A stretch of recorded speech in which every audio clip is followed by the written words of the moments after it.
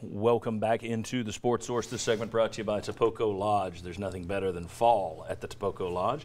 Fall colors, cool nights, fire pits on the patio and down by the river. Trust me, call them about their weekday special rates. Sunday through Thursday deals are always available. It is a real experience that you're buying when you go to Topoco Lodge. Top-notch lodging and dining. Topoco.com to learn more. All right, back with the VFLs, Will Overstreet and Mike Stoll. And for a year, Bob Hodge, yes, who walked on and then, as he likes to point out, walked right back off. Guys, this is going to be quick, but a good offensive line can make decent players better, I think. When you look, for example, you played on the 1990 team. You were blocking for Chuck Webb. Webb goes down with an injury. Tony Thompson comes in. Good player. Leads the SEC in rushing. No knock on Thompson, but I think that had a lot to do with the All-Americans and future pros that were playing on the offensive line in front of him.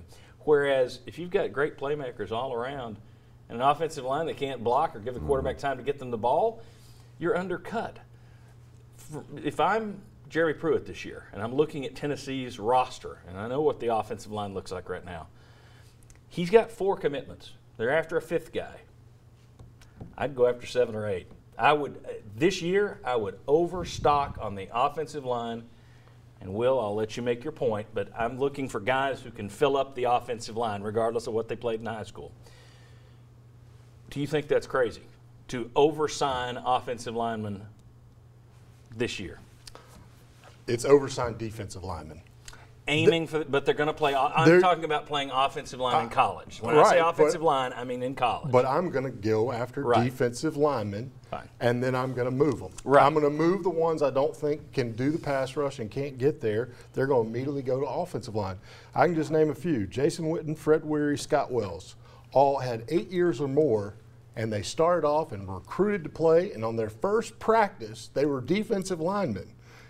And then about that 3rd practice, Coach Fulmer came over and said, why don't you go look over there and see if you can block too, a few reps on the offense. And they never came back to defense. Well, and I'll go another one, and unfortunately his name escapes me, from Clinton. Started out as a defensive lineman over at UT. Charles McCray? Charles McCray, thank you very much. Did not work out and then became a 1st-round draft pick as an offensive lineman. If he stayed on defense, he probably never plays in the NFL. The question being, yes, the answer is yes. You would oversign? Oh, absolutely. Yes. Absolutely. No question. This year especially. Absolutely. Yes. Anybody you think can move around to a even some of the big linebackers that can run that defensive end. They're going to be able to be fast defensive ends.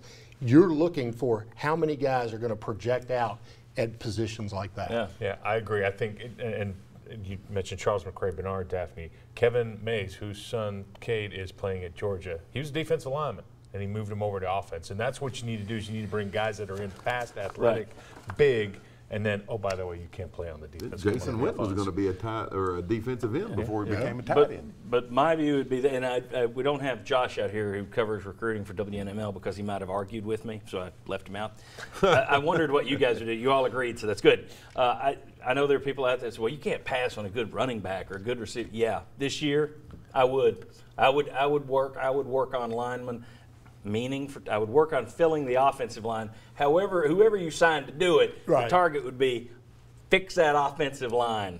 I would go deep this year. This league, you have a chance to win any game if you're good in the offensive line and you're good in the front 4. Yeah. You can win. You can beat with anybody, but if you don't have that, you can't win. There you go. All right. When we come back, Jeremy Pruitt made some big decisions this offseason. We'll do a little hindsight. Did he make the right decisions going back on the Sports Source?